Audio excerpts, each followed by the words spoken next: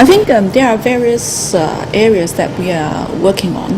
One is that we are trying to develop a standard strategy which can actually accept data from various sectors on what, no matter how complex or how advanced their system is, or how fundamental their systems are.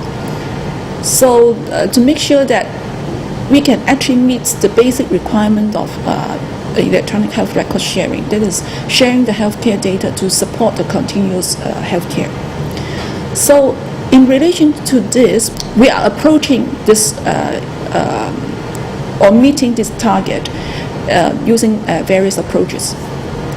First of all, we actually defined various phases of compliance.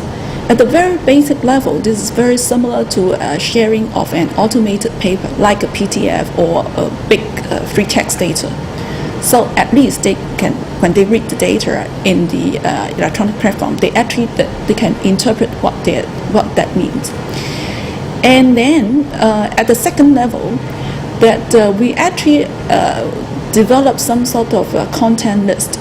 What sort of, as I said earlier, that we actually, one of the standards we are working on is to develop the content that will be included in the electronic health record.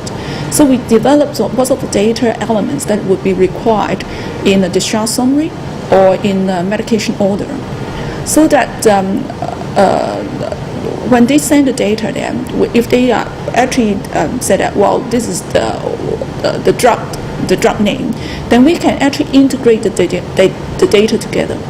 But the question is that at this level, we are not, the clinicians need to use their human brain to interpret what the data is for. At the third level, at the high level, that they actually follow our standards on the eHealth content, and also they also adopt the standard terminologies that we recommended, so that at this level that the system actually can integrate the data, and the computer also is able to interpret the data, the meaning of the data. So we actually define this three phases of or three level of compliance. Organization-wise, we actually have various domain groups being established under the government eHealth organization structure. And for these domain groups, we actually invite members or representatives from various groups, like the Hong Kong Medical Association, the Hong Kong Academy of Medicine, things like that. And this representative actually provides some very valuable input to develop the electronic records content and also the terminology that we are using. So this is another part. And we will adopt the international standards on the terminology that we are using, and also make reference to the international standards to develop the electronic health records content.